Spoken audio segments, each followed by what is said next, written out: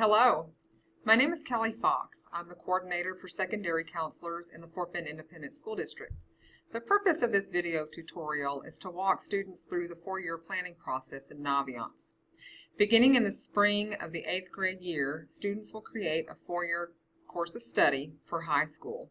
And then every year after that, students should go back and revisit their plans and edit and update as necessary. Now, I want to make an important point about planning. A four-year plan is exactly that. It's a plan, and it could change. It's meant to change. Think of it as a living document that students will use to help track their progress through high school. Also, keep in mind that the planning process is almost as important as the actual plan itself. So as you go through this tutorial, keep that in the back of your mind. Now, before we actually go to Naviance, I'd like to go ahead and show students some of the resources available to them to help them through the planning process. So the very first thing I want us to look at, in the next coming weeks, the counselors are actually going to be giving students this information that you see on the screen right here. This is an actual paper version of a four-year planning document where students can use this as kind of like a rough draft to create their four-year plans.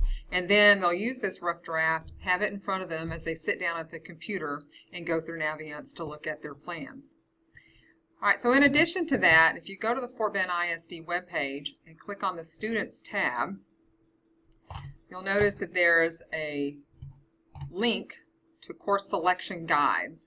I want to make sure students know where to find this guide because it's loaded with all kinds of information.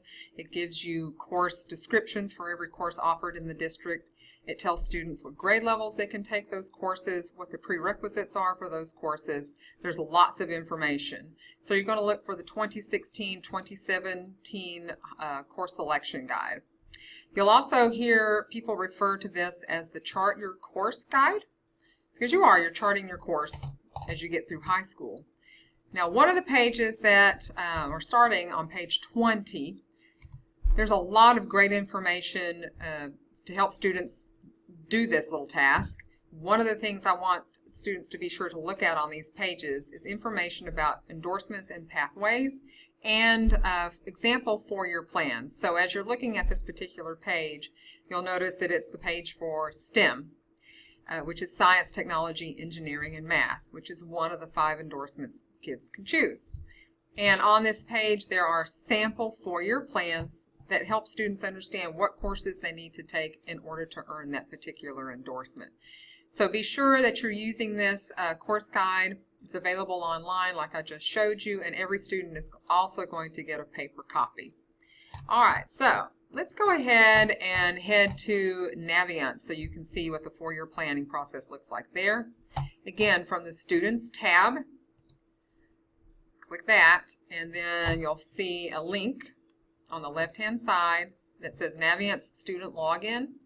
So students will click that link and then search for the school that they attend. So for the purpose of this tutorial, I'm going to say that my student is at Baines Middle School. So students would click that link and it would bring up their login information.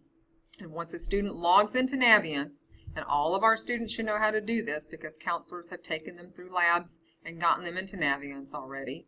But in case they've forgotten, their username is what they use at school when they get on the computers at school. So once they get to their landing page, this is what it would look like. Each school is going to look a little bit different depending upon what the school has on their site.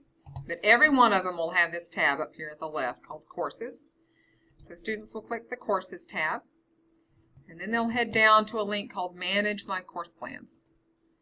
So once they click that link, you'll see the page here that says Add a New Plan. And since these are 8th graders doing a plan for the very first time, that's what they're going to do, add a brand new plan. Now be sure, 8th grade students, you must click this radio button for high school, and then from the drop-down menu, select the high school that you're going to attend next year. So for this student, she's at Baines. We're going to pretend like she's at Baines. Where's Ridgepoint? There we go. I'm going to click the Ridgepoint tab. And then I'm going to click the Create a New Draft Plan, which, let me move this over here, which is right there. All right, and this is going to show all the different plans available to students. Now there are actually, I believe there's 10 of them. and they are designed to go with and mirror the plans that I showed you in the program guide. They're set up the same way, so hopefully this will make it'll make it easier for students to actually get through these 4-year plans. They also are tied to endorsements. This is important. So the first thing a student needs to do is to decide what endorsement they want to earn. Once they make that decision, then they can choose a 4-year plan that goes with that particular endorsement. So for the purpose of this video, I'm going to go ahead and choose the Arts and Humanities Distinguished Endorsement in Fine Arts. Now, I want to point out, you'll see that the word distinguished appears in every single one of the plan choices. This is because here in Fort Bend ISD, we want all of our students to graduate with the distinguished plan. What this means is that every student will be taking Algebra 2. When the new law was passed for this new high school graduation plan, one of the key points was if a student wants to be able to be considered for the top 10% automatic admission to a Texas public university, then they must graduate distinguished. And Algebra 2 is included, so we made all of our plans to where a student can do that. All right, so I'm going to choose Arts and Humanities Fine Arts, and I'm going to click choose this one. And it brings me to this page. Let me point out some things for you on this particular page. On the left-hand side, that gives you all the requirements of the plan. On the right-hand side, as I start to work in the plan, this part will start to populate. Right now it's empty because it's brand new. There's some links at the top. Choose your plan, modify courses, and review and finalize. And then the navigator is going to help me stay on track. All right, so let's go over to the very first requirement, English. I'm going to click on that. In this particular requirement, you'll notice that courses are presented, the choices are presented by grade level. There is a little bar here at the top of the page. This charts your progress. This tells me that I still need 26 credits to complete my plan. And as I start working through it, you'll see these numbers change. All right, so I'm going to say that I like English, so I want to challenge myself. So I'm going to select the pre-AP and AP track for English. Just click the radial buttons for my choices. And then I'm going to add the courses to my plan. You get a pop-up that asks you the grade level that you're going to take these courses in.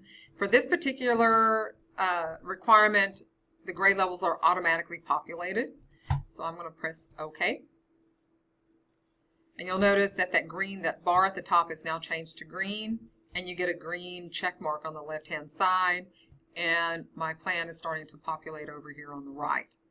If I want to make changes, I can click this to remove. Let's say, for example, in 12th grade, never mind, I don't want to do English 4 AP. I'm going to remove that.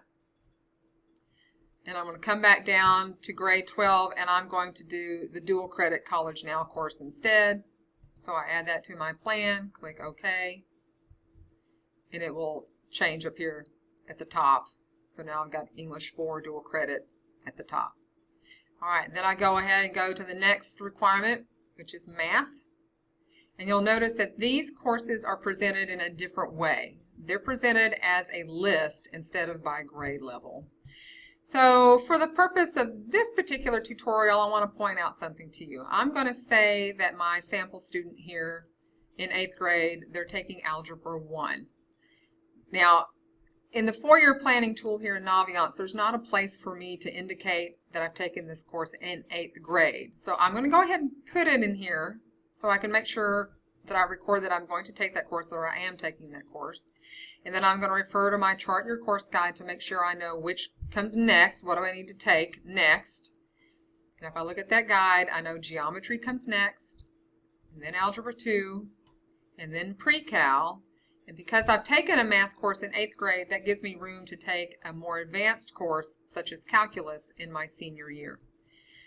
So even though I'm supposed to be choosing 4 credits for this particular area, because I took Algebra 1 in 8th grade, I'm going to actually have 5 classes in this particular area. So I'm going to click Add Courses to my plan. And in this particular instance, it's going to allow me to choose the grade level for my courses. Now for Algebra 1, the only choice I get is 9th grade. Now remember, I'm really taking it in 8th, but I'm going to put it in my plan as 9th grade so I can show that I've had it. look at my Chart Your Course Guide. I know geometry comes next, and I'm going to take it in the 9th grade because I've already taken Algebra 1. And then after that, I know Algebra 2 comes next, so that's going to be in 10th grade. My Pre-Cal comes next in 11th grade, and my Calculus comes next in 12th grade. Click OK. And again, you'll notice that I get a green progress bar. I've got a green check. And you see this little plus sign right here? This lets me know that I've exceeded the credit requirement in that particular area. And that's okay. There's nothing wrong with that, so that's all right. Okay, so you just continue with that through all of the rest of the requirements of the plan. Notice it tells me I still need 17 credits. And my courses are populating in my plan here. And look, right down here, it lets me know that these courses are already in my plan. All right, at any time when you're adding courses to your plan, you can jump over to this section called Review and Finalize.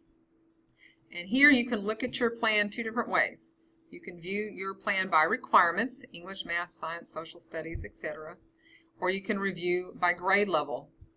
I like students to look at both, but I particularly like them to look at requirements by grade level so that they know how many courses they plan on taking in 9th grade, 10th grade, 11th grade, etc.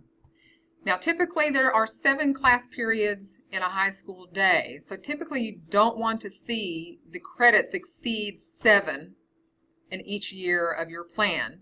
The exception would be what we talked about earlier, an 8th grade student who has taken high school courses before they actually get to high school. So you've got to put those courses somewhere. So my Algebra 1 course, possibly even Spanish 1, may show up in my 9th grade year, which will give me more credits than 7 for my 9th grade year. And that's okay. You might actually even get an alert on this side that tells you that you've got too many credits planned for your 9th grade year. But you already know that. It's okay. You don't have to worry about that particular alert. So that's basically it for 4-year planning. Once you finish your 4-year plan and you're totally done with it, and all of these check marks are green, you don't want to have anything that shows red over here that needs work. Once you're finished, you can submit the plan for your counselor's approval.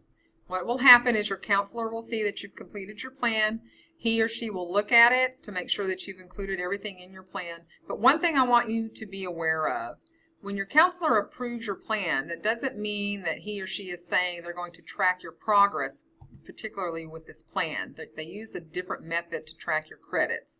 What it means is that they see that you've worked on a plan and that it includes most of the courses that you need for that plan. And they understand that you may go in here and edit that plan, but every time you do that, you want to submit it for approval. Once you submit, you cannot go back and make any edits. So be sure that you've got it the way you want it before you hit the submit button. All right, you can also print your plan if you want to. Just be aware that you don't have to save anything. Naviance will automatically save your choices for you. So let's say, for example, your counselor at your school takes you to a computer lab to work on this plan, and you run out of time, you don't finish it. Everything that you've done will save, and then you can go home later and actually continue to work on that plan. That's the beauty of Naviance. It does the saving for you, so that's pretty awesome. All right, that's it for Course Planner. Once you complete the plan, if you're a 9th grader or a 10th grader, you can always go back and revise and edit your plan just by clicking the plan that you're working on and clicking Edit, and you can revise and edit. The only time that you can't make edits is after you've submitted your plan for approval and it becomes your official plan. Then you can't edit it again. So I hope you enjoy the 4-year planning process. I hope you enjoy Naviance. If you have any questions at all about 4-year planning or course selection, be sure to see your campus counselor at your school. You guys have a great day. Thanks a lot for joining me.